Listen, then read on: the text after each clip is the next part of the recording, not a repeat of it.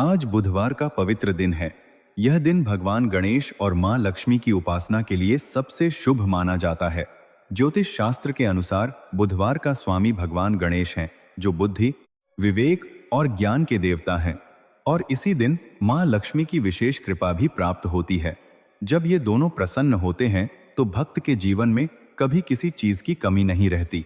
आज हम आपको एक ऐसी अद्भुत कथा सुनाने जा रहे हैं जिसने अनगिनत लोगों के जीवन बदल दिए हैं। यह कथा सिर्फ एक कहानी नहीं है, बल्कि यह एक जीवंत अनुभव है, एक आध्यात्मिक यात्रा है, एक ऐसा दर्पण है जिसमें आप अपनी जिंदगी की झलक देखेंगे और फिर उसे बदलने की प्रेरणा पाएंगे। आज के इस भागम भाग भरे जीवन में देखिए, चारों तरफ बस परेशानियां हैं। कोई धन की कमी से त्रस्त है, कोई धन होते हुए भी सुख की तलाश में भटक रहा है। किसी के घर में कलह की आग जल रही है, किसी का मन अशांति से भरा है। कोई संतान सुख से वंचित है तो कोई संतान होते हुए भी अकेला है। कोई व्यापार में घाटे से परेशान है तो कोई नौकरी खोने के डर से सहमा है। कोई कर्ज के बोझ तले दबा है तो कोई बीमारी से जूझ रहा है। लेकिन क्या आप जानते हैं कि इन सभी समस्याओं का एक ही समाधान है? वह है मां लक्ष्मी और भगवान गणेश की सच्ची भक्ति। जब ये दोनों प्रसन्न होते हैं तो पहाड़ जैसी मुसीबतें भी रुई की तरह उड़ जाती हैं। जब इनकी कृपा होती है तो बंद दरवाजे भी खुल जाते हैं, सूखी हुई नदियां भी फिर से बहने लगती हैं, मुरझाए हुए चेहरे खिल उठते हैं। गणेश जी विघ्नहर्ता हैं। वे हर उस रुकावट को दूर करते हैं जो आपकी तरक्की के रास्ते में आती है। वे बुद्धि और विवेक के देवता हैं। वे आपको सही निर्णय लेने की शक्ति देते हैं। और मां लक्ष्मी हैं इस सृष्टि की संपत्ति, समृद्धि और ऐश्वर्य की अधिष्ठात्री देवी। वे केवल धन ही नहीं देती, बल्कि धन को सही तरीके से उपयोग करने की बुद्धि भी देती हैं। आज हम जो कथा सुनाने जा रहे हैं वह एक ऐसे परिवार की है जो हर तरह की मुसीबतों से घिरा हुआ था। गरीबी ने उनके घर को चारों तरफ से घेर लिया था। भूख प्यास से उनके बच्चे तड़पते थे। समाज के तानों ने उनकी जिंदगी जहर कर दी थी। उनका कोई नहीं था, कोई सहारा नहीं था। लेकिन जब उन्होंने बुधवार के इस पवित्र व्रत को सच्चे मन से किया और यह कथा सुनी तो क्या हुआ, यह देखकर आप भी चौंक जाएंगे। तो चलिए सबसे पहले भगवान गणेश और मां लक्ष्मी का ध्यान करते हैं। उनसे प्रार्थना करते हैं कि वे हमें इस पवित्र कथा को सुनने और समझने की शक्ति दें। उनसे विनती करते हैं कि वे हमारे जीवन से हर दुख, हर कष्ट, हर दरिद्रता को दूर करें और हमें सच्ची समृद्धि और सुख शांति प्रदान करें। गणपतिये नमः। इस कहानी को समझने के लिए हमें गंगा के बचपन में जाना होगा। गंगा का जन्म एक अत्यंत गरीब ब्राह्मण परिवार में हुआ था। उसके पिता का नाम था पंडित रामनाथ और माता का नाम था गौरी। पंडित रामनाथ गांव के एक छोटे से मंदिर में पूजा करते थे। उन्हें मंदिर से जो वेतन मिलता था वह इतना कम था कि मुश्किल से 2 वक्त की रोटी जुट पाती थी। लेकिन वे बहुत ही धार्मिक और संतोषी व्यक्ति थे। उन्होंने कभी किसी से कुछ नहीं मांगा, न कभी किसी से शिकायत की। गौरी माँ बहुत ही दयालु और परोपकारी महिला थीं। उनके पास जो कुछ होता वह उसे दूसरों के साथ बांट देती। उनका मानना था कि भगवान उन्हें जितना देते हैं वह उनकी जरूरत से हमेशा थोड़ा ज्यादा होता है, ताकि वे उसे दूसरों को दे सकें। गंगा ने अपने माता पिता से ही ये संस्कार सीखे। वह बचपन से ही अपने पिता के साथ मंदिर जाती, भजन कीर्तन सुनती, पूजा अर्चना देखती। वह अपनी मां को देखती कि कैसे वे भूखे रहकर भी किसी भूखे को खाना खिला देती हैं। ये बातें उसके मन में गहरे बैठ गईं। जब गंगा मात्र 10 वर्ष की थी तभी उसके पिता का देहांत हो गया। गौरी मां ने बड़ी मुश्किल से गंगा का पालन पोषण किया। वह घर घर जाकर सिलाई कढ़ाई का काम करती। गंगा भी उनकी मदद करती। 16 वर्ष की उम्र में गंगा का विवाह भोला से हुआ। भोला भी गरीब था, लेकिन बहुत ईमानदार और मेहनती। गंगा ने सोचा कि अब उसकी जिंदगी संवर जाएगी, लेकिन किस्मत को कुछ और ही मंजूर था। भोला भी किसी अमीर घर का नहीं था। उसके पिता भी मजदूर थे और जब भोला छोटा था तभी एक दुर्घटना में उनकी मृत्यु हो गई। भोला की मां ने दूसरों के घरों में काम करके उसे पाला। भोला बचपन से ही मेहनत करता आया था। वह कभी स्कूल नहीं जा पाया, लेकिन उसका दिल बहुत साफ था। भोला को कभी किसी ने झूठ बोलते नहीं देखा। अगर वह किसी से 1 रुपया उधार लेता तो वह उसे वापस करके ही दम लेता। चाहे उसे भूखा ही क्यों न रहना पड़े। उसकी इस ईमानदारी की वजह से गांव के कुछ लोग उसे मूर्ख समझते थे। वे कहते, इतना ईमानदार होना भी अच्छा नहीं, इसी वजह से गरीब है। लेकिन भोला को कभी इसका मलाल नहीं था। वह कहता, भगवान सब देखता है, वह मेरी ईमानदारी का फल एक न एक दिन जरूर देगा। गंगा और भोला दोनों ही ईमानदार, मेहनती और धार्मिक थे। फिर उनके साथ इतना बुरा क्यों हुआ? यह सवाल अक्सर उनके मन में आता था, लेकिन उनके पास इसका जवाब नहीं था। एक दिन की बात है। उस दिन भोला को काम नहीं मिला था। गंगा भी काम पर गई थी, लेकिन उसे भी कुछ नहीं मिला। घर में खाने को कुछ भी नहीं था। दाल का एक दाना नहीं, आटे का एक चुटकी नहीं। बच्चे भूख से बेहाल थे। सबसे छोटा नन्हे रो रहा था, मम्मी भूख लगी है, मुझे रोटी चाहिए। गंगा की आंखों से आंसू बह रहे थे। वह नन्हे को गोद में लेकर कहती, बेटा सो जा, सुबह जब पापा काम पर जाएंगे तो रोटी लाएंगे। लेकिन नन्हे को कहां समझ आता था, वह रोता ही रहा। मोहन और चंपा चुपचाप कोने में बैठे थे। वे समझते थे कि घर में कुछ नहीं है। मोहन ने कहा, मम्मी मैं जंगल से लकड़ियां चुनकर लाता हूं, उन्हें बेचकर कुछ पैसे मिल जाएंगे। गंगा ने कहा, बेटा अंधेरा हो रहा है, जंगल में मत जाओ। लेकिन मोहन नहीं माना। वह जंगल की तरफ चला गया। अंधेरा हो गया, लेकिन मोहन नहीं लौटा। गंगा और भोला परेशान हो गए। वे उसे ढूंढने निकले। रात के 10 बजे उन्हें मोहन मिला। वह एक पेड़ के नीचे बेहोश पड़ा था। उसे सांप ने काट लिया था। भोला ने तुरंत मोहन को उठाया और गांव के ओझा के पास ले गया। ओझा ने कुछ झाड़ फूंक की और मोहन को कुछ जड़ी बूटी दी। पूरी रात मोहन की हालत नाजुक रही। गंगा सिरहाने बैठी रोती रही और भगवान से प्रार्थना करती रही। सुबह होते होते मोहन को थोड़ा आराम मिला। वह बच गया, लेकिन उसकी तबीयत बहुत खराब थी। अब एक और परेशानी खड़ी हो गई। मोहन के इलाज के लिए ओझा को कुछ देना था। ओझा ने 100 रुपए मांगे। भोला के पास नहीं थे। उसने गांव के सेठ से उधार मांगा। सेठ का नाम था सेठ मदन लाल, जो गांव का सबसे अमीर आदमी था। उसके पास जमीनें थीं, दुकानें थीं, मकान थे, लेकिन उसका दिल पत्थर जैसा था। सेठ मदन लाल ने कहा, उधार? तू पिछला उधार भी नहीं चुकाया, अब और नहीं दे सकता, जा यहां से। भोला ने उसके पैर पकड़ लिए। उसने कहा, सेठ जी मेरा बेटा मर रहा है, ओझा को पैसे देने हैं, आप कुछ मदद कर दीजिए। मैं जन्म भर आपका कर्ज चुकाऊंगा। मैं आपके खेतों में बिना पैसे लिए काम करूंगा। सेठ ने ठंडी सांस ली और कहा, तू क्या काम करेगा? तू तो निकम्मा है, तेरे जैसे हजारों मजदूर हैं। जा, मुझ परेशान मत कर। भोला निराश लौटा। गंगा ने उसका चेहरा देखा और समझ गई। उसने अपने गले से एक सस्ता सा ताबीज उतारा। वह ताबीज उसे उसकी मां ने शादी में दिया था। उसने कहा, यह ले जाओ, इसे बेच दो। भोला ने कहा, लेकिन यह तो तुम्हारी मां की निशानी है। गंगा ने कहा, बेटे की जान के आगे यह सब बेकार है, जाओ इसे बेचो। भोला वह ताबीज लेकर गांव के सुनार के पास गया। सुनार ने देखा और कहा, इसमें तो बहुत कम चांदी है, 50 रुपए दे सकता हूं। भोला ने 50 रुपए लिए और ओझा को दिए। ओझा ने कहा, 50 रुपए और चाहिए। भोला के पास अब कुछ नहीं बचा था। वह वापस गंगा के पास गया और सब बताया। दोनों फूट फूट कर रोए। उन्हें समझ नहीं आ रहा था कि क्या करें। सेठ मदन लाल जन्म से अमीर नहीं था। उसके पिता भी एक छोटे से दुकानदार थे, लेकिन मदन लाल बहुत महत्वाकांक्षी था। उसने कम उम्र में ही व्यापार शुरू कर दिया था। वह बहुत चालाक था। लोगों को ठगना, बेईमानी करना, यह उसे अच्छी तरह आता था। धीरे धीरे उसने अपना व्यापार बढ़ाया और गांव का सबसे अमीर आदमी बन गया।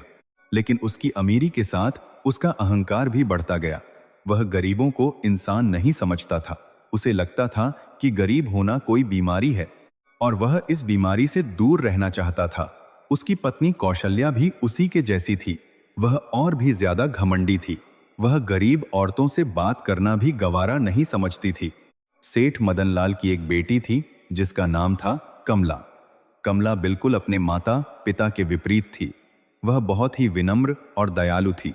वह अक्सर गरीबों की मदद करती थी, चोरी छिपे उन्हें खाना खिलाती थी। उसके माता पिता को यह पसंद नहीं था, लेकिन कमला अपनी जिद पर अड़ी रहती थी। एक दिन कमला ने गंगा को देखा। गंगा उसके घर पर काम कर रही थी। कमला ने देखा कि गंगा कितनी मेहनत कर रही है, लेकिन उसकी माँ उसे कितना बुरा बोल रही है। कमला का दिल भर आया।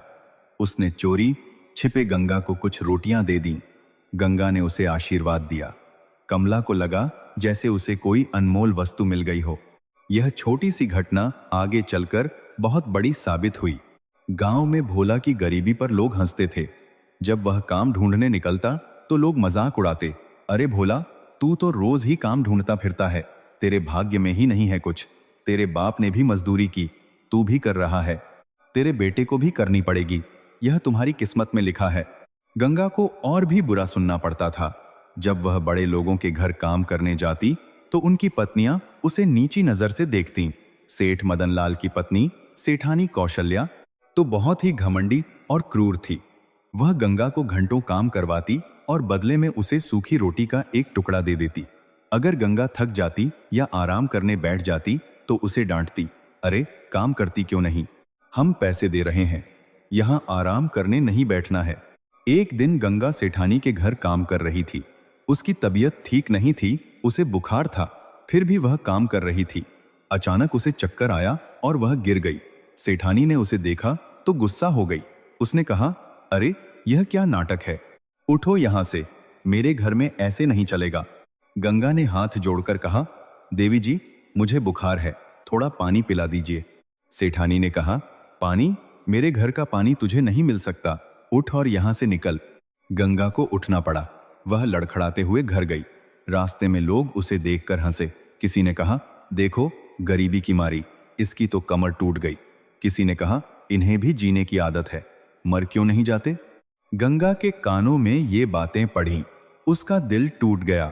उसे लगा कि उसकी जिंदगी में अब कोई उम्मीद नहीं बची।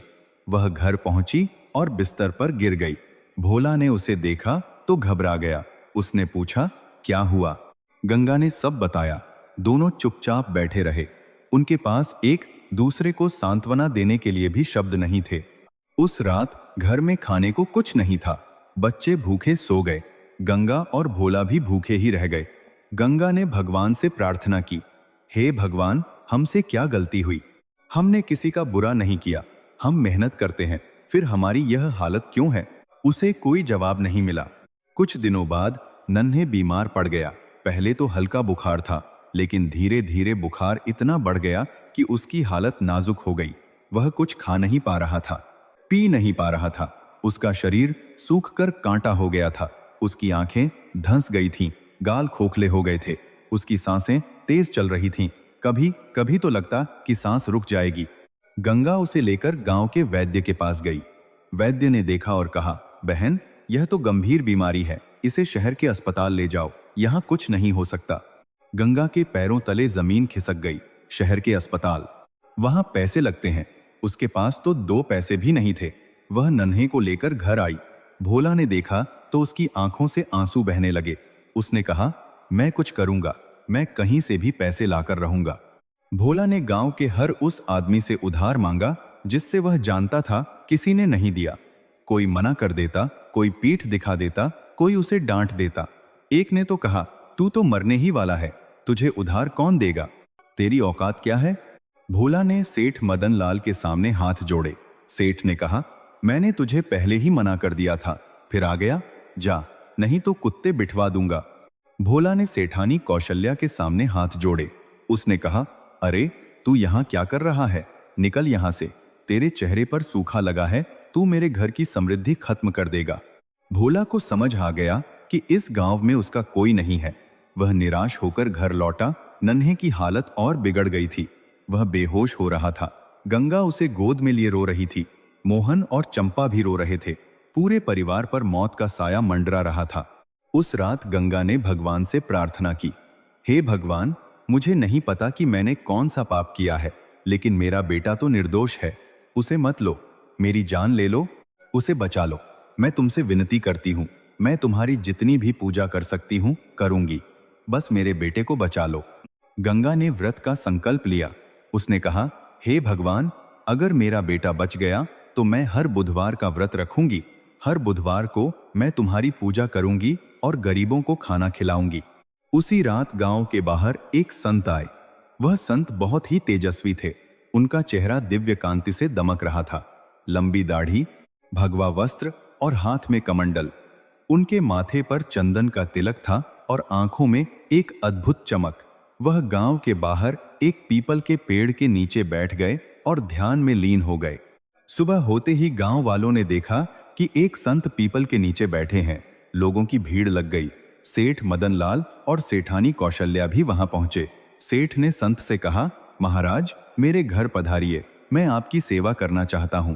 संत ने आंखें खोलीं और सेठ की तरफ देखा। उन्होंने कहा, बेटा, मुझे तुम्हारी सेवा नहीं चाहिए। मैं तो यहाँ उस जीव की तलाश में आया हूँ जिसने पूरी रात भगवान से प्रार्थना की, जिसने व्रत का संकल्प लिया, जिसने अपने बेटे की जान के लिए भगवान से याचना की।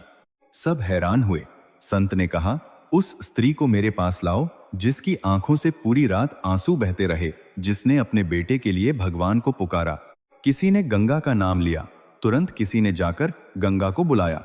गंगा डरते डरते संत के पास आई। उसने संत के चरण छुए। उसकी आंखें सूजी हुई थीं, चेहरा पीला पड़ गया था, वह बमुश्किल खड़ी हो पा रही थी। संत ने उसे देखा और उनकी आंखों में आंसू आ गए। उन्होंने कहा, बेटी, मैं तुम्हारी प्रार्थना सुनकर आया हूं। भगवान ने तुम्हारी पुकार सुनी है, तुम्हारा बेटा बच जाएगा। गंगा ने कहा, महाराज, मेरे पास पैसे नहीं हैं, डॉक्टर के पास ले जाने के लिए पैसे नहीं हैं, दवा के लिए पैसे नहीं हैं, मैं क्या करूं? संत ने कहा, बेटी, आज बुधवार है, यह दिन भगवान गणेश और मां लक्ष्मी को समर्पित है। अगर तुम सच्चे मन से उनकी पूजा करो और यह व्रत करो तो तुम्हारे सारे दुख दूर हो जाएंगे। पैसे की चिंता मत करो। भगवान के पास पैसे नहीं होते, लेकिन वे रास्ते बना देते हैं। संत ने गंगा को एक छोटा सा दीपक दिया। वह दीपक बहुत ही सुंदर था, मानो किसी ने सोने का बनाया हो, लेकिन वह सोने का नहीं था, मिट्टी का था। उस पर सुंदर बेल बूटे बने थे और उसमें एक अद्भुत चमक थी। संत ने कहा, बेटी, यह दीपक बहुत खास है, इसे रोज बुधवार को जलाओ, इसे कभी बुझने मत देना। यह दीपक तुम्हारी आस्था का प्रतीक है। जब तक यह जलता रहेगा, तुम्हारे घर में खुशहाली आती रहेगी। संत ने गंगा को आशीर्वाद दिया और कहा, जाओ बेटी, भगवान तुम्हारे साथ हैं। याद रखना, आस्था ही सबसे बड़ी शक्ति है। इस दीपक की लौ की तरह तुम्हारी आस्था भी अटल रहनी चाहिए। गंगा वह दीपक लेकर घर आई। उसने तुरंत उसे जलाया और गणेश जी और मां लक्ष्मी की तस्वीर के सामने रख दिया। उसके पास तस्वीर नहीं थी तो उसने एक पत्ते पर दोनों का चित्र बनाया और दीवार पर लगा दिया। फिर उसने पूरे मन से पूजा की। उसने गणेश जी से प्रार्थना की, हे गणेश जी, आप विघ्नहर्ता हैं, मेरे बेटे की बीमारी का विघ्न दूर कर दीजिए। आप बुद्धि के देवता हैं, मुझे सही रास्ता दिखाइए। मां लक्ष्मी से प्रार्थना की, हे मां, आप दुखियों की देवी हैं, मेरे घर में आपकी कृपा नहीं है, इसलिए इतनी गरीबी है। कृपा करके हमारे घर में पधारिए। हमारी यह झोंपड़ी ही आपका मंदिर है। आपके चरण कमल यहाँ पड़ेंगे तो यह झोंपड़ी भी महल बन जाएगी। उस रात गंगा सो नहीं सकी। वह नन्हे के पास बैठी दीपक की लौ देखती रही। वह दीपक की लौ में कुछ अलग ही था। वह बुझने का नाम नहीं ले रहा था। हवा चलती, लेकिन वह नहीं बुझता। तेज हवा भी उसे नहीं बुझा सकी। कभी कभी तो लगता कि लौ बुझ जाएगी, लेकिन वह फिर से तेज हो जाती। गंगा को लगा जैसे कोई उससे कह रहा हो, डर मत, मैं हूं तेरे साथ। सुबह होते होते नन्हे की हालत में सुधार होने लगा।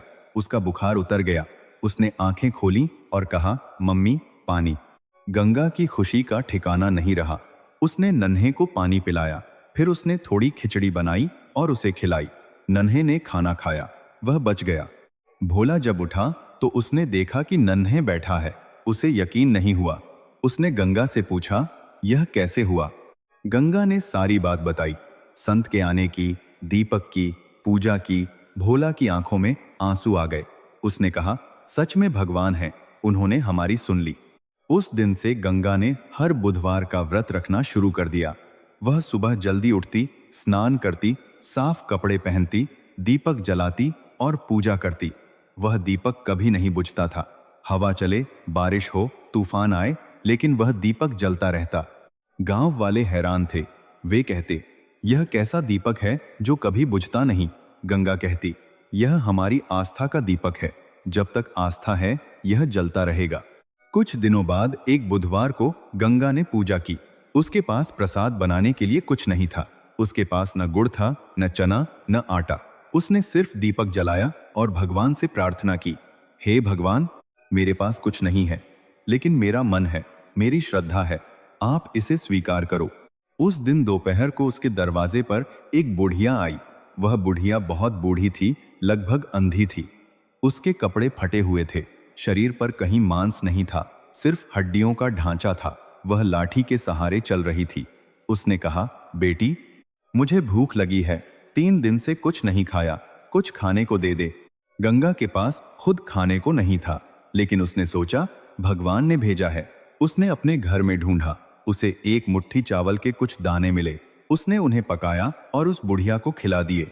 बुढ़िया ने खाना खाया और उसकी आंखों में आंसू आ गए। उसने कहा, बेटी, तू बहुत अच्छी है, तू इतनी गरीब होते हुए भी मुझे खाना देती है। तेरा घर कभी खाली नहीं रहेगा, माँ लक्ष्मी तुझ पर हमेशा कृपा बनाए रखेंगी। बुढ़िया के जाने के बाद गंगा ने देखा कि जहां उसने चावल निकाले थे वहां चावल का ढेर पड़ा था। उसे यकीन नहीं हुआ। उसने भोला को बुलाया। दोनों ने देखा चावल का ढेर, इतना चावल कि पूरे परिवार को 1 हफ्ते तक खाने को मिल सके। गंगा समझ गई कि यह मां लक्ष्मी की कृपा है। उसने दीपक के सामने हाथ जोड़े और प्रार्थना की, हे मां, मैं तुम्हारी बहुत आभारी हूं। मैंने तो बस एक भूखी बुढ़िया को खाना खिलाया था, तुमने मुझे इतना कुछ दे दिया। भोला ने कहा, गंगा, अब मुझे विश्वास हो गया कि यह दीपक सच में चमत्कारी है। तुम्हारी आस्था ने चमत्कार कर दिया। गंगा के घर में चावल देखकर पड़ोसियों को हैरानी हुई। बात फैल गई। सेठ मदन लाल की पत्नी कौशल्या को जब यह पता चला तो उसे जलन हुई। उसने सोचा, यह गरीब औरत इतने चावल कहां से लाई? जरूर चुराई होगी, हमारे घर से चुराई होगी। उसने सेठ मदन लाल से कहा। सेठ ने अपने आदमी भेजे। उन्होंने गंगा को बुलाया और पूछा, यह चावल कहां से आए? गंगा ने सच बताया। एक बुढ़िया आई, मैंने उसे खाना खिलाया, फिर चावल मिले। सेठ को यकीन नहीं हुआ। उसने कहा, तुम चोरी करती हो, मैं तुम्हें गांव से निकलवा दूंगा। गंगा के पैरों तले जमीन खिसक गई। उसने कहा, सेठ जी, मैंने चोरी नहीं की, यह भगवान की कृपा है। मेरे पास उस दीपक की कृपा से आया है। सेठ ने कहा, भगवान की कृपा? तुम जैसे लोगों पर भगवान कृपा करते हैं, झूठ मत बोलो। मैं जानता हूं तुम गरीब कैसे होते हो, चोरी करते हो, फिर भगवान का नाम लेते हो। उसने गंगा को धमकाया और कहा कि अगर उसने सच नहीं बताया तो उसे पुलिस को सौंप देगा। गंगा डर गई। वह घर आई और दीपक के सामने बैठकर रोने लगी। उसने कहा, हे मां, मैंने तो बस तुम्हारा किया हुआ बताया, लेकिन लोग मानते नहीं, अब तुम ही मेरी रक्षा करो। उस रात सेठ मदन लाल के घर में अजीब घटनाएं होने लगीं। उसकी तिजोरी से रोज रात को आवाज आती, जैसे कोई तिजोरी खोल रहा हो। सेठ ने ताला बदलवाया, पहरा बिठवाया, लेकिन आवाजें बंद नहीं हुई। उसकी पत्नी कौशल्या को बुरे सपने आने लगे। उसे सपने में एक औरत दिखाई देती जो कहती, तूने मेरी भक्त पर झूठा इल्जाम लगाया, अब तुझे सजा मिलेगी। सेठ घबरा गया। वह समझ गया कि यह सब गंगा के कारण हो रहा है। वह गंगा के पास गया और उससे माफी मांगी। उसने कहा, बहन, मुझे माफ कर दो, मैंने तुम पर झूठा इल्जाम लगाया। मैं तुम्हें कुछ भी देना चाहता हूं, बस यह आफत टल जाए। गंगा ने कहा, सेठ जी, मैंने कुछ नहीं किया, यह सब मां लक्ष्मी की कृपा है। आप भी उनकी पूजा करें, बुधवार का व्रत करें, सच्चे मन से करें, देखिएगा सब ठीक हो जाएगा। सेठ ने वैसा ही किया। उसने बुधवार का व्रत रखा और मां लक्ष्मी की पूजा की। उसी दिन से उसके घर की अजीब घटनाएं बंद हो गईं। सेठ को विश्वास हो गया कि गंगा की पूजा में सच में शक्ति है। सेठ मदन लाल की बेटी कमला ने जब यह सब देखा तो उसके मन में गंगा के प्रति और भी श्रद्धा बढ़ गई। वह अक्सर चोरी छिपे गंगा के पास जाती, उससे बातें करती, उसकी कथा सुनती। गंगा भी उसे बहुत प्यार करती थी। एक दिन कमला ने गंगा से कहा, मां जी, मैं भी आपके जैसा बनना चाहती हूँ, मैं भी गरीबों की मदद करना चाहती हूँ, लेकिन मेरे माता पिता मना करते हैं। गंगा ने कहा, बेटी, अच्छे काम करने के लिए किसी की इजाजत की जरूरत नहीं होती। तुम चोरी छिपे ही सही, जितनी मदद कर सकती हो करो, भगवान देखते हैं। कमला ने वैसा ही किया। वह रोज अपने खाने में से कुछ न कुछ बचाकर रखती और गरीब बच्चों को खिला देती। वह अपने पुराने कपड़े, जूते, किताबें गरीब बच्चों को दे देती। उसके माता पिता को इसका पता नहीं था। एक दिन कमला की मां को पता चल गया। वह बहुत गुस्सा हुई। उसने कमला को बहुत डांटा और कहा, तुम यह सब क्या कर रही हो? हमारी इज्जत मिट्टी में मिला रही हो। कमला ने कहा, मां, इज्जत उसी की है जो दूसरों की मदद करता है। हमारे पास इतना कुछ है, और हम किसी को कुछ नहीं देते। यह सही नहीं है। माँ ने कहा, चुप करो, तुम्हें कुछ नहीं पता। लेकिन कमला ने अपना काम जारी रखा। वह गंगा से प्रेरणा लेती रही। समय बीतता गया। गंगा का दीपक जलता रहा। कभी तेज हवा आई, कभी बारिश हुई, कभी तूफान आया, लेकिन वह दीपक नहीं बुझा। गांव वाले हैरान थे। वे कहते, यह तो चमत्कार है, यह दीपक कभी नहीं बुझता। गंगा के घर में अब कमी नहीं रही। उसे रोज कोई न कोई मदद मिल जाती। कभी कोई अनाज दे जाता, कभी कोई कपड़े दे जाता, कभी कोई पैसे दे जाता। गंगा समझ गई कि यह सब मां लक्ष्मी की कृपा है। आज कृपा है। उसने अपने घर में एक छोटा सा मंदिर बनवाया। वहां उसने उस दीपक को रखा। अब वह दीपक सिर्फ उसके घर का नहीं, पूरे गांव की श्रद्धा का केंद्र बन गया। लोग दूर दूर से उस दीपक के दर्शन करने आते। एक दिन वही संत फिर से आए। उन्होंने दीपक को देखा और मुस्कुराए। उन्होंने कहा, बेटी, तुमने इस दीपक को कभी बुझने नहीं दिया। यह तुम्हारी आस्था का प्रतीक है। जैसे यह दीपक जलता रहा, वैसे तुम्हारी आस्था भी जलती रही। यही कारण है कि मां लक्ष्मी ने तुम पर कृपा की। संत ने गंगा को आशीर्वाद दिया और कहा, अब तुम इस कथा को दूसरों को सुनाओ। जो भी इसे सुनेगा, उसके जीवन के दुख दूर होंगे। जो सच्चे मन से बुधवार का व्रत करेगा, उसके घर में कभी लक्ष्मी की कमी नहीं होगी। भोला अब सिर्फ मजदूरी नहीं करता था। उसने एक छोटी सी दुकान खोल ली। पहले तो लोग उस पर हंसे, भोला दुकान खोलेगा, इसके पास क्या है? लेकिन भोला ने मेहनत की। वह रोज सुबह जल्दी उठता, दुकान खोलता, ईमानदारी से व्यापार करता। गंगा की पूजा और भोला की ईमानदारी ने चमत्कार कर दिया। भोला की दुकान में रोज बिक्री होने लगी, ग्राहक आने लगे। धीरे धीरे उसकी दुकान बढ़ने लगी। उसने और सामान रखना शुरू किया। फिर उसने दूसरी दुकान खोली। कुछ ही सालों में भोला गांव का एक सम्मानित व्यापारी बन गया। उसने अपनी झोंपड़ी की जगह एक पक्का मकान बनवाया।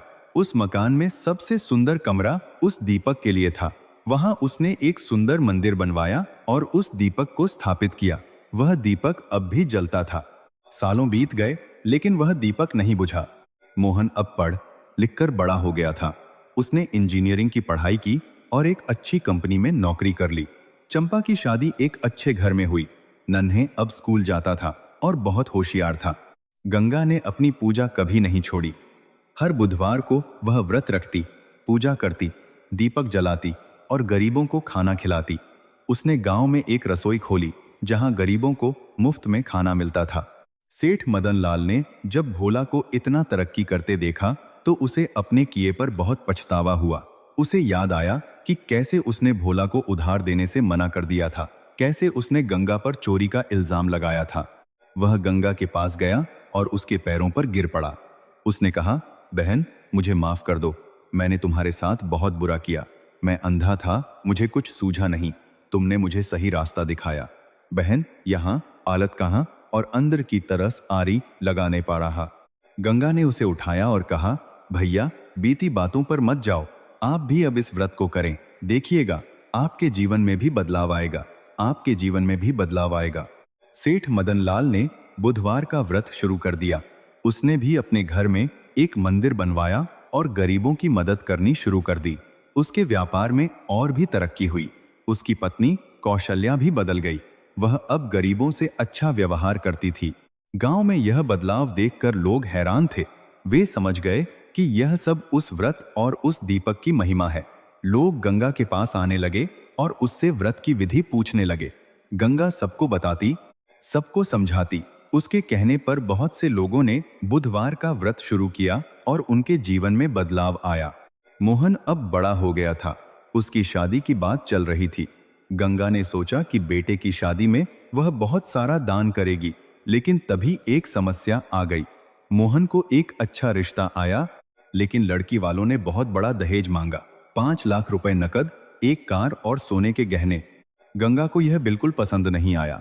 उसने कहा, हम दहेज नहीं देंगे, यह पाप है। माँ लक्ष्मी ने हमें जो दिया है वह हमारी मेहनत और उनकी कृपा से मिला है। हम उसे गलत काम में नहीं लगा सकते। न हो अस्साप। भोला ने कहा, लेकिन अगर हम नहीं देंगे तो रिश्ता टूट जाएगा। मोहन की शादी नहीं होगी, लोग क्या कहेंगे? गंगा ने कहा, भगवान की कृपा से हमारे पास सब कुछ है, लेकिन हम दहेज जैसी बुराई को बढ़ावा नहीं दे सकते। मैं अपने बेटे की शादी दहेज लेकर नहीं करूंगी। अगर लड़की वाले सच में अच्छे हैं तो वे दहेज नहीं मांगेंगे। मोहन ने भी अपनी मां का साथ दिया। उसने कहा, मां, तुम सही कहती हो, मैं दहेज लेकर शादी नहीं करूंगा। अगर लड़की वाले दहेज मांग रहे हैं तो यह रिश्ता नहीं चाहिए। मुझे ऐसी पत्नी चाहिए जो हमारे संस्कारों को समझे, न कि जो दहेज के पीछे भागे। उसी रात गंगा ने दीपक के सामने प्रार्थना की, हे मां, तुमने हमें सब कुछ दिया है, अब मेरे बेटे के लिए एक अच्छी वधू दो जो हमारे संस्कारों को समझे, जो दहेज जैसी बुराई में विश्वास न करती हो। कुछ दिनों बाद गंगा के पास एक संदेश आया। उसके दूर के रिश्तेदार ने बताया कि एक बहुत अच्छा परिवार है जो बिना दहेज के शादी करना चाहता है। लड़की बहुत सुंदर और पढ़ी लिखी है। उसके पिता एक स्कूल टीचर हैं और बहुत ही धार्मिक विचारों वाले हैं। उन्होंने कहा कि वे दहेज में विश्वास नहीं रखते। गंगा ने वह रिश्ता देखा और उसे पसंद आ गया। वह लड़की से मिली तो उसे लगा जैसे वह उसकी अपनी बेटी है। लड़की का नाम राधा था, बहुत ही विनम्र और संस्कारी। शादी बड़ी धूमधाम से हुई। गंगा ने दान में लाखों रुपए खर्च किए, गरीबों को खाना खिलाया, कपड़े बांटे, स्कूलों को दान दिया, लेकिन दहेज में एक पैसा भी नहीं लिया। पूरे गांव में चर्चा थी कि गंगा ने बिना दहेज के शादी की। राधा बहुत ही अच्छी निकली। वह गंगा की तरह ही धार्मिक और दयालु थी। वह भी गंगा के साथ बुधवार की पूजा में बैठती और दीपक जलाती। उसने गंगा से सारी कथा सीखी और उसे मन में बसा लिया। एक दिन राधा ने गंगा से कहा, माँ जी, मुझे एक सपना आया। सपने में माँ लक्ष्मी आई और उन्होंने कहा कि यह दीपक सिर्फ हमारे घर के लिए नहीं है, इसे पूरे गांव के लिए जलना चाहिए। हमें एक बड़ा मंदिर बनवाना चाहिए जहां यह दीपक हमेशा जलता रहे और लोग दर्शन कर सकें। गंगा को यह विचार बहुत अच्छा लगा। उसने भोला से बात की। भोला ने कहा, हाँ, यह बहुत अच्छा विचार है, हम अपने गांव में एक सुंदर मंदिर बनवाएंगे। उन्होंने गांव वालों से भी बात की। सबने मिलकर चंदा इकट्ठा किया। भोला ने बहुत सारा पैसा दान दिया। सेठ मदन लाल ने भी बहुत मदद की। उसने कहा, मैं भी इस पुण्य कार्य में हिस्सा लेना चाहता हूँ। गंगा ने मुझे सही रास्ता दिखाया, मैं उनका ऋण चुकाना चाहता हूँ। कुछ ही महीनों में एक सुंदर मंदिर बनकर तैयार हो गया। उस मंदिर में संगमरमर का फर्श था, सुंदर नक्काशी थी और सबसे ऊपर एक सुंदर शिखर था। मंदिर के गर्भगृह में गणेश जी और मां लक्ष्मी की सुंदर मूर्तियां स्थापित की गईं। मंदिर के उद्घाटन के दिन वही संत फिर से आए। उन्होंने दीपक को मंदिर में स्थापित किया और विधिवत पूजा करवाई। उन्होंने कहा, यह दीपक अब हमेशा यहाँ जलता रहेगा। जो भी इसे देखेगा उसे शांति मिलेगी। जो भी सच्चे मन से यहाँ आकर प्रार्थना करेगा उसकी मनोकामना पूरी होगी। उस दिन से यह मंदिर पूरे इलाके में प्रसिद्ध हो गया।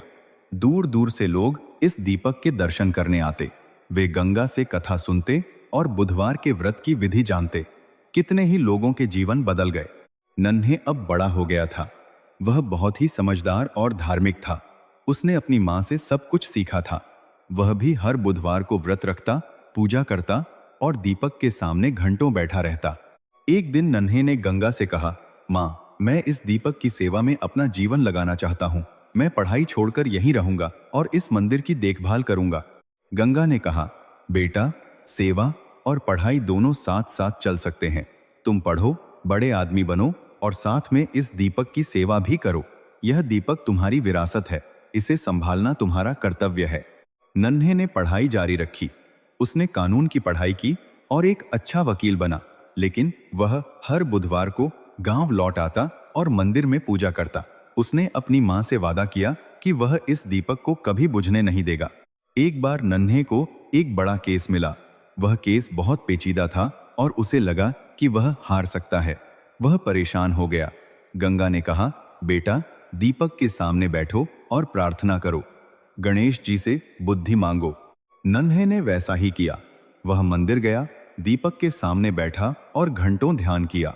उसे अचानक केस का हल सूझ गया। उसने अगले दिन कोर्ट में ऐसी दलीलें दी कि जज भी हैरान रह गए। वह केस जीत गया। उसे समझ आ गया कि यह दीपक और गणेश जी की कृपा से हुआ। कई साल बीत गए। गंगा अब बूढ़ी हो गई थी। उसके बाल सफेद हो गए थे, चेहरे पर झुर्रियां आ गई थीं, लेकिन उसकी आंखों में वही चमक थी, उसके मन में वही आस्था थी। वह अब चल नहीं पाती थी, लेकिन हर बुधवार को उसे मंदिर ले जाया जाता और वह दीपक के सामने बैठकर पूजा करती। अपने अंतिम समय में उसने अपने सभी बच्चों और पोते पोतियों को बुलाया। उसने कहा, बच्चों, मैंने तुम्हें कुछ नहीं दिया, लेकिन यह दीपक दिया है। यह दीपक हमारी आस्था का प्रतीक है। जब तक यह जलता रहेगा, हमारे परिवार में खुशहाली रहेगी। इसे कभी बुझने मत देना। हर बुधवार को पूजा करना, व्रत रखना और गरीबों की मदद करना, यही असली धन है। उसने नन्हे को बुलाया और कहा, बेटा, तूने वादा किया था कि इस दीपक को कभी बुझने नहीं देगा। याद रखना, यह सिर्फ एक दीपक नहीं है। यह हमारे परिवार की आस्था है, हमारे संस्कार हैं, हमारी पहचान है। गंगा ने आखिरी सांस ली और उसकी आत्मा भगवान में विलीन हो गई। उसके चेहरे पर एक अजीब शांति थी, मानो वह कह रही हो, मैंने अपना काम कर दिया, अब तुम्हारी बारी है। पूरे गांव में मातम छा गया। लोग दूर दूर से उसे अंतिम दर्शन देने आए। सेठ मदन लाल, जो अब बहुत बूढ़ा हो गया था, वह भी आया और रोया। उसने कहा, इसने मुझे सही रास्ता दिखाया। यह सच में देवी थी। गंगा की अंत्येष्टि के दिन वह दीपक कुछ पल के लिए झिलमिलाया, मानो उसने भी श्रद्धांजलि दी हो, लेकिन वह बुझा नहीं। वह फिर से तेजी से जलने लगा, जैसे कह रहा हो, मैं हमेशा जलता रहूंगा। गंगा के जाने के बाद नन्हे ने उस दीपक की जिम्मेदारी संभाली। वह हर दिन मंदिर जाता, दीपक के सामने बैठता और घंटों ध्यान करता। उसने अपनी मां की तरह हर बुधवार का व्रत रखना जारी रखा। नन्हे अब एक प्रसिद्ध वकील था। वह शहर में रहता था, लेकिन हर बुधवार को वह गांव लौट आता। लोग उससे पूछते, इतनी दूर से हर हफ्ते आते हो, थकते नहीं? नन्हे कहता, यह मेरी मां की देन है, यह मेरा कर्तव्य है, थकान कैसी। उसने अपने बच्चों को भी यही सिखाया। उसके बेटे और बेटियां भी उसके साथ बुधवार की पूजा में बैठते। वे भी दीपक के सामने हाथ जोड़ते और प्रार्थना करते। उन्हें समझ आ गया कि यह दीपक सिर्फ एक दीपक नहीं, बल्कि उनकी दादी की आस्था का प्रतीक है। एक बार नन्हे के बेटे ने पूछा, पिताजी, यह दीपक इतने सालों से जल रहा है, कभी बुझा नहीं, क्या यह सच में चमत्कारी है? नन्हे ने कहा, बेटा, यह दीपक चमत्कारी इसलिए है क्योंकि इसे तुम्हारी दादी की आस्था ने जलाया। जब तक हमारी आस्था जलती रहेगी, यह दीपक जलता रहेगा। आस्था ही सबसे बड़ा चमत्कार है। सेठ मदन लाल की बेटी कमला अब बड़ी हो गई थी। उसकी शादी की उम्र हो गई थी।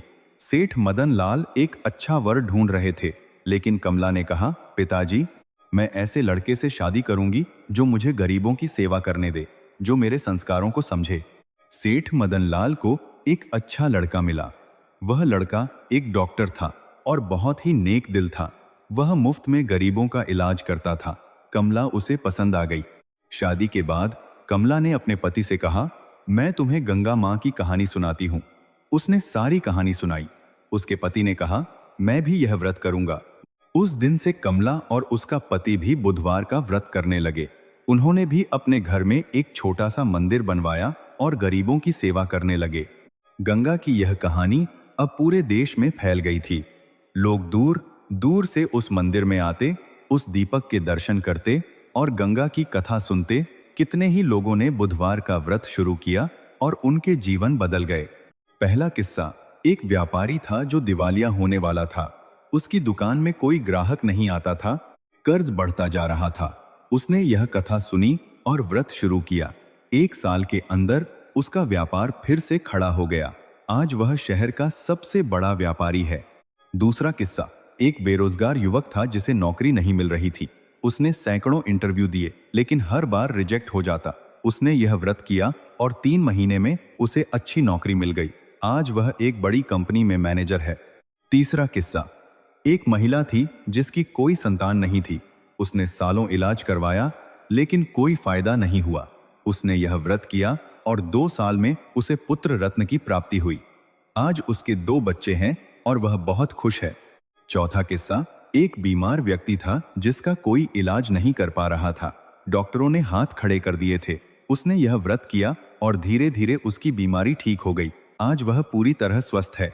पांचवा किस्सा, एक व्यक्ति कर्ज में डूबा हुआ था। उस पर लाखों का कर्ज था। हर दिन लेनदार उसे परेशान करते थे। उसने यह व्रत किया और धीरे धीरे उसका कर्ज उतर गया। आज वह कर्ज मुक्त है और अपना खुद का व्यापार कर रहा है। छठा किस्सा, एक परिवार था जहां हर दिन झगड़े होते थे। पति पत्नी में नहीं बनती थी। बच्चे परेशान थे। उन्होंने यह व्रत किया और घर में शांति आ गई। आज वे खुशी से रह रहे हैं। 7वां किस्सा। एक छात्र था जो पढ़ाई में बहुत कमजोर था, हर बार फेल हो जाता था। उसने यह व्रत किया और गणेश जी से बुद्धि मांगी। अगले साल वह परीक्षा में टॉप कर गया। 8वां किस्सा। एक विधवा महिला थी जिसके पास कुछ नहीं था। वह भीख मांगकर गुजर बसर करती थी। उसने यह कथा सुनी और व्रत शुरू किया। धीरे धीरे उसकी जिंदगी बदल गई। आज उसके पास अपना छोटा सा घर है और वह सिलाई करके अपना गुजर बसर करती है। 9वां किस्सा। एक किसान था जिसकी फसल हर साल खराब हो जाती थी। उसने बहुत उपाय किए लेकिन कोई फायदा नहीं हुआ। उसने यह व्रत किया और अगले साल उसकी फसल इतनी अच्छी हुई कि उसने सारा कर्ज चुका दिया। 10वां किस्सा। एक औरत थी जिसका पति उसे बहुत प्रताड़ित करता था। वह बहुत दुखी थी। उसने यह व्रत किया और उसके पति का व्यवहार बदल गया। आज वे खुशी से रह रहे हैं। 11वां किस्सा। एक वृद्ध व्यक्ति था, बहुत गरीब।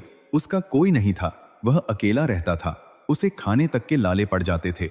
उसने यह कथा सुनी और व्रत शुरू किया। धीरे धीरे लोग उसकी मदद करने लगे। आज वह आराम से जी रहा है। 12वां किस्सा। एक दुकानदार था, उसकी दुकान में चोरी हो गई। सारा माल चोर ले गए।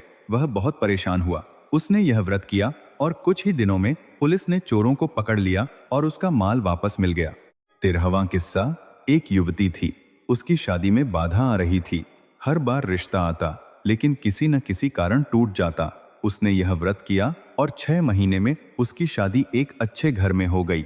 14वां किस्सा। एक आदमी था, उसका एक्सीडेंट हो गया। उसकी टांग टूट गई। डॉक्टरों ने कहा कि वह फिर कभी नहीं चल पाएगा। उसने यह व्रत किया और 1 साल के अंदर वह फिर से चलने लगा। 15वां किस्सा। एक महिला थी, उसके पास अपना घर नहीं था। वह किराए के मकान में रहती थी। मकान मालिक ने उसे निकाल दिया। उसने यह व्रत किया और 1 साल में उसने अपना खुद का घर बना लिया। ऐसे हजारों लाखों किस्से थे। लोगों को विश्वास हो गया कि इस व्रत और इस कथा में सच में शक्ति है। वे दूर दूर से आते और गंगा के मंदिर में दीपक जलाते। आज भी वह मंदिर मौजूद है। आज भी वह दीपक जलता है। सैकड़ों साल बीत गए लेकिन वह दीपक नहीं बुझा। गंगा की आस्था का वह प्रतीक आज भी लोगों को प्रेरणा दे रहा है। लोग दूर दूर से उस मंदिर में आते हैं। वे उस दीपक के दर्शन करते हैं। वे गंगा की कथा सुनते हैं। वे बुधवार का व्रत करते हैं और उनके जीवन बदल जाते हैं। कहा जाता है कि जो भी सच्चे मन से उस मंदिर में जाकर दीपक जलाता है उसकी हर मनोकामना पूरी होती है। जो भी वहां जाकर गंगा की कथा सुनता है उसके जीवन के सारे दुख दूर हो जाते हैं। गंगा की यह कहानी आज भी उतनी ही प्रासंगिक है जितनी उस समय थी। आज भी लोग गरीबी से परेशान हैं, बीमारी से जूझ रहे हैं, कर्ज से दबे हैं। आज भी उन्हें किसी सहारे की जरूरत है और यह कहानी उन्हें वह सहारा देती है। यह कहानी हमें बताती है कि चाहे कितनी भी बड़ी मुसीबत हो, अगर आपके पास आस्था है, विश्वास है, तो सब कुछ संभव है। भगवान उनकी मदद करते हैं जो खुद की मदद करते हैं। भगवान उनके साथ हैं जो दूसरों की मदद करते हैं। गंगा की इस कहानी से हमें बुधवार के व्रत का असली महत्व समझ में आता है। यह व्रत सिर्फ एक रस्म नहीं है, बल्कि जीवन जीने का एक तरीका है। यह हमें अनुशासन, संयम, दया और आस्था सिखाता है। बुधवार व्रत की विस्तृत विधि। सुबह जल्दी उठें। ब्रह्म मुहूर्त में उठना सबसे शुभ माना जाता है। सूर्योदय से कम 1.5 घंटा पहले उठें। स्नान करें और साफ कपड़े पहनें। हो सके तो हरे रंग के कपड़े पहनें, क्योंकि हरा रंग समृद्धि का प्रतीक है। घर की सफाई करें। मां लक्ष्मी वहीं निवास करती हैं जहां सफाई होती है। घर के हर कोने को साफ करें, विशेषकर पूजा स्थान को। झाड़ू लगाएं, पोछा लगाएं, धूल हटाएं। गंदगी मां लक्ष्मी को पसंद नहीं। पूजा की तैयारी। गणेश जी और मां लक्ष्मी की तस्वीर या मूर्ति स्थापित करें। उनके सामने घी का दीपक जलाएं। अगरबत्ती, धूप, फूल चढ़ाएं। फूलों में गुलाब, गेंदा या कमल सबसे अच्छे माने जाते हैं। गणेश जी की पूजा। सबसे पहले गणेश जी की पूजा करें। उन्हें दूर्वा दूब चढ़ाएं। दूर्वा गणेश जी को अत्यंत प्रिय है। मोदक या लड्डू का भोग लगाएं। एक गं गणपतये नमः मंत्र का 108 बार जाप करें। मां लक्ष्मी की पूजा। फिर मां लक्ष्मी की पूजा करें। उन्हें कमल का फूल चढ़ाएं, गुड़, चना और खीर का भोग लगाएं। एक श्री ह्रीं क्लीं महालक्ष्मी नमः मंत्र का 108 बार जाप करें। साथ ही लक्ष्मी चालीसा का पाठ करें। कथा सुने। इस कथा को ध्यान से सुने या पढ़ें। कथा सुनने से ही व्रत पूरा होता है। कथा को समझें, उसका भावार्थ ग्रहण करें। व्रत रखें, पूरे दिन व्रत रखें। फलाहार कर सकते हैं, लेकिन अनाज न खाएं। प्याज, लहसुन, मांस, मदिरा से दूर रहें। शाम को पूजा के बाद ही भोजन करें। दान करें, जितना हो सके गरीबों की मदद करें। किसी भूखे को खाना खिलाएं, किसी प्यासे को पानी पिलाएं, किसी जरूरतमंद को कपड़े दान करें। दान का बहुत महत्व है। शाम की पूजा, शाम को फिर से पूजा करें, आरती करें और प्रसाद बांटें। प्रसाद में गुड़, चना और खीर सबको बांटें। नियमितता। यह व्रत एक बार नहीं बल्कि नियमित रूप से करना चाहिए। जितने लंबे समय तक करेंगे उतना ही अधिक लाभ मिलेगा। कम से कम 21 बुधवार लगातार करने का संकल्प लें। बुधवार व्रत के महत्वपूर्ण नियम। व्रत के दिन किसी से झूठ न बोलें, किसी का बुरा न करें। क्रोध, लोभ, मोह से दूर रहें। जितना हो सके मौन रहें और भगवान का ध्यान करें। दान और परोपकार अवश्य करें। शाम को पूजा के बाद ही भोजन करें। अगले दिन सुबह किसी गरीब को भोजन कराएं। बुधवार व्रत के लाभ। घर में धन धान्य की वृद्धि होती है। कर्ज से मुक्ति मिलती है। व्यापार में लाभ होता है। नौकरी में तरक्की मिलती है। संतान सुख की प्राप्ति होती है। बीमारियां दूर होती हैं। मानसिक शांति मिलती है। घर में सुख शांति बनी रहती है। गंगा की इस कहानी से हमें बहुत कुछ सीखने को मिलता है। पहली सीख, आस्था सबसे बड़ी शक्ति है। जब गंगा के पास कुछ नहीं था तब भी उसने भगवान पर विश्वास नहीं छोड़ा। उसकी आस्था ने ही चमत्कार किया। आस्था के बिना इंसान अधूरा है। दूसरी सीख, दान और परोपकार बहुत जरूरी है। गंगा ने जब अपने पास कुछ नहीं था तब भी एक बुढ़िया को खाना खिलाया। इसी दान ने मां लक्ष्मी को प्रसन्न किया। जितना दोगे उतना ही मिलेगा। तीसरी सीख, अहंकार सबसे बड़ा शत्रु है। सेठ मदन लाल का अहंकार ही उसके दुखों का कारण बना। जब उसने अहंकार त्यागा तब उसे शांति मिली। अहंकार इंसान को अंधा बना देता है। चौथी सीख, कभी हार नहीं माननी चाहिए। चाहे कितनी भी बड़ी मुसीबत हो, भगवान पर विश्वास रखो, वह जरूर मदद करेगा।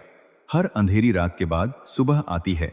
पांचवी सीख, सच्ची संपत्ति पैसे में नहीं बल्कि मन की शांति और दूसरों के प्रति प्रेम में है। गंगा के पास पैसे कम थे लेकिन वह संतुष्ट थी, खुश थी। पैसा आता जाता रहता है लेकिन मन की शांति अमूल्य है। छठी सीख, परंपराओं और संस्कारों का निर्वहन करना चाहिए। गंगा ने अपने बच्चों को जो सिखाया उन्होंने अपने बच्चों को सिखाया। यही कारण है कि उनका परिवार पीढ़ियों तक खुशहाल रहा। संस्कार ही असली धन है। सातवीं सीख, ईमानदारी का कोई विकल्प नहीं। भोला ने ईमानदारी से व्यापार किया और सफल हुआ। बेईमानी से कमाया हुआ धन कभी टिकता नहीं। आठवीं सीख, दहेज जैसी बुराइयों का विरोध करना चाहिए। गंगा ने दहेज नहीं लिया और उसका परिवार और भी खुशहाल हुआ। नौवीं सीख, क्षमा में बड़ी शक्ति है। गंगा ने सेठ मदन लाल को माफ कर दिया और उसका जीवन बदल गया। क्षमा करने से मन को शांति मिलती है। 10वीं सीख, भगवान का नाम सच्चे मन से लेना चाहिए। गंगा ने दिखावे के लिए नहीं बल्कि सच्चे मन से पूजा की। यही कारण है कि भगवान ने उसकी सुनी। 11वीं सीख, संकट के समय घबराना नहीं चाहिए।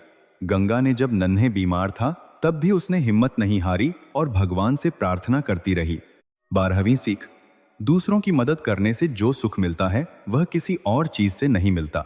गंगा ने बुढ़िया को खाना खिलाया और उसे जो सुख मिला वह अनमोल था। 13वीं सीख, भगवान की कृपा पाने के लिए बड़े बड़े यज्ञ अनुष्ठान नहीं बल्कि सच्चा मन चाहिए। गंगा के पास कुछ नहीं था लेकिन उसका मन सच्चा था, इसलिए भगवान ने उसकी सुनी। 14वीं सीख, जो दूसरों के दुख को समझता है भगवान उसके दुख को समझते हैं। गंगा ने बुढ़िया का दुख समझा इसलिए भगवान ने उसका दुख समझा। 15वीं सीख, मेहनत और ईमानदारी का कोई विकल्प नहीं। भोला ने मेहनत और ईमानदारी से काम किया और सफल हुआ।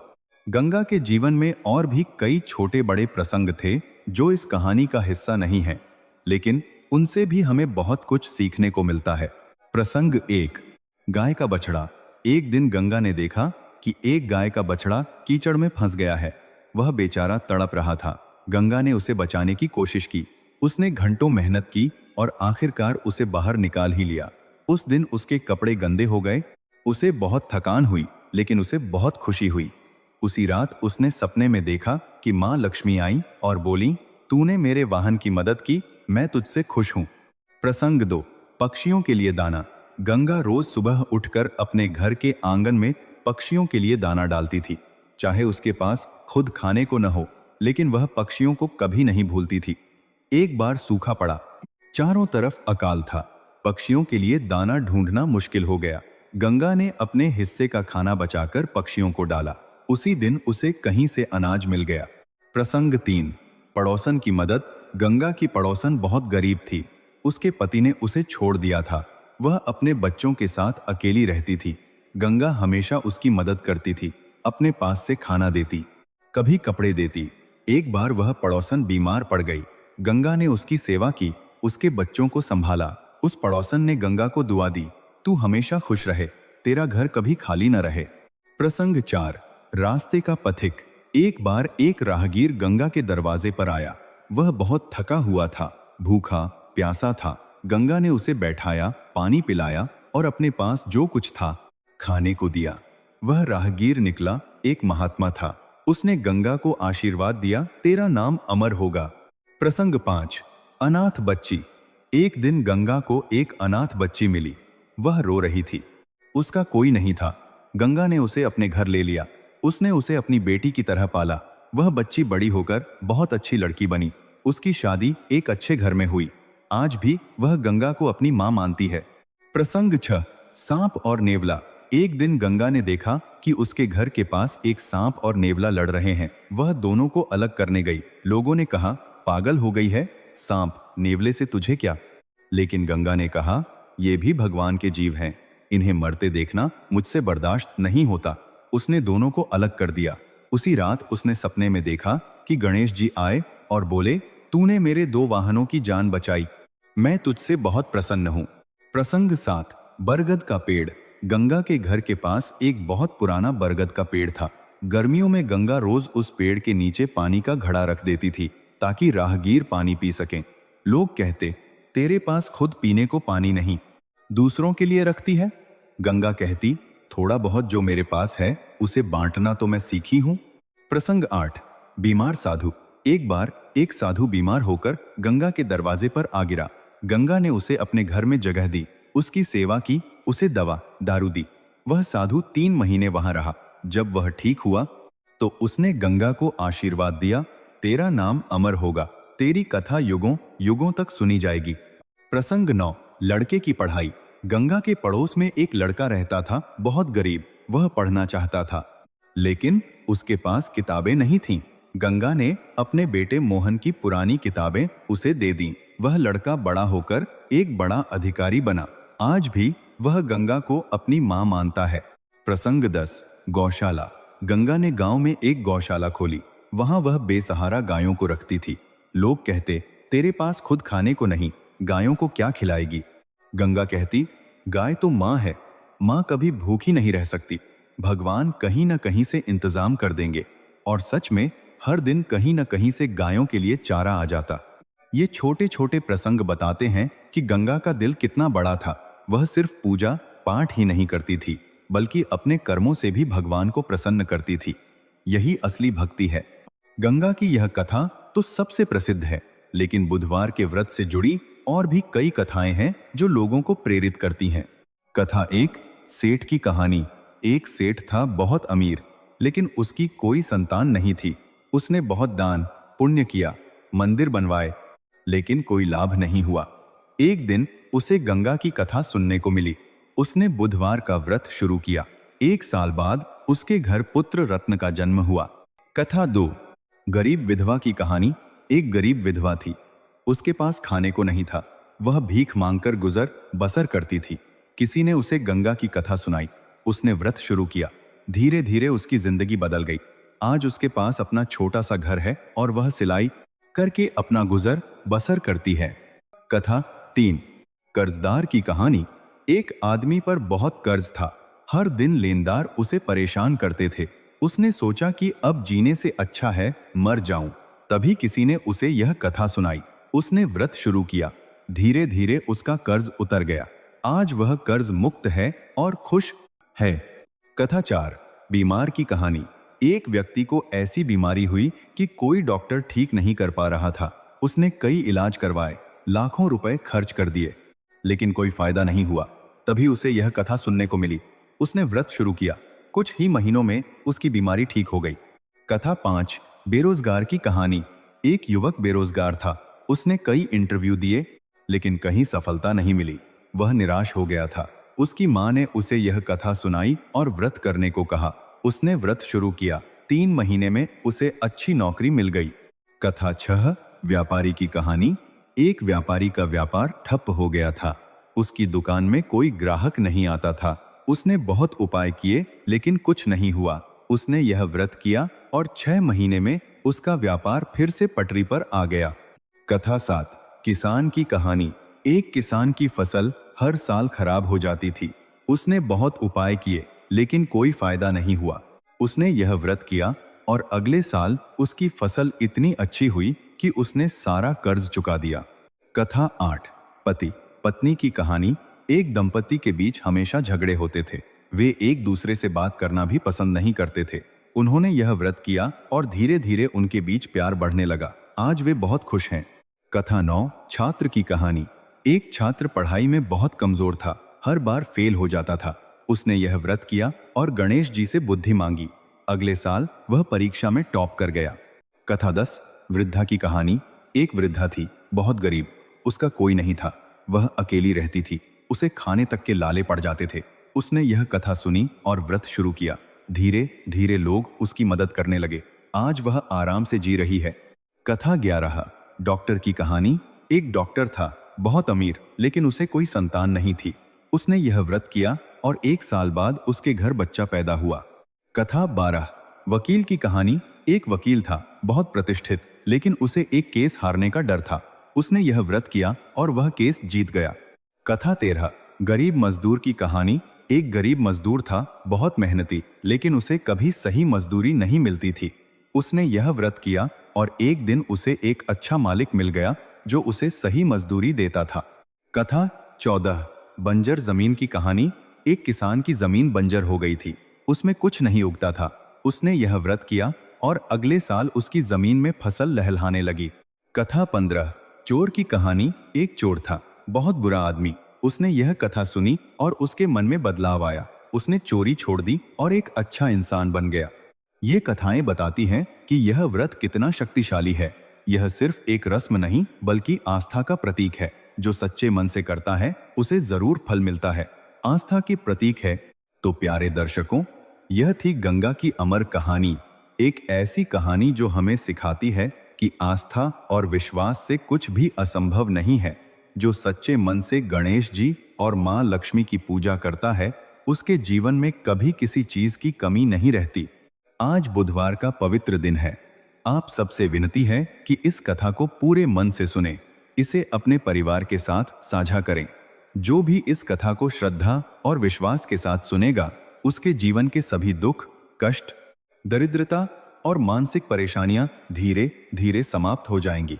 विश्वास रखिए, गणेश जी और मां लक्ष्मी की कृपा आप पर सदा बनी रहेगी। जो इस कथा को हर बुधवार सुनेगा, उसके घर में कभी धन धान्य की कमी नहीं होगी। उसके सारे काम सफल होंगे। उसके जीवन की हर बाधा दूर होगी। उसके परिवार में सुख शांति बनी रहेगी। जो इस कथा को दूसरों तक पहुंचाएगा, उसे इसका पुण्य फल मिलेगा। जो इस व्रत को सच्चे मन से करेगा, मां लक्ष्मी उसकी हर मनोकामना पूरी करेंगी। आज ही संकल्प लीजिए कि आप भी बुधवार का व्रत करेंगे। अपने घर को साफ रखेंगे, गरीबों की मदद करेंगे, किसी का बुरा नहीं करेंगे, अहंकार को त्यागेंगे, ईमानदारी से जीवन जिएंगे और मां लक्ष्मी तथा गणेश जी की सच्चे मन से पूजा करेंगे। यह व्रत आपके जीवन को बदल देगा। आपके घर में खुशहाली आएगी। आपके सभी काम पूरे होंगे। आपके परिवार में सुख शांति बनी रहेगी और आप हमेशा भगवान की कृपा में रहेंगे। जय गणेश, जय मां लक्ष्मी।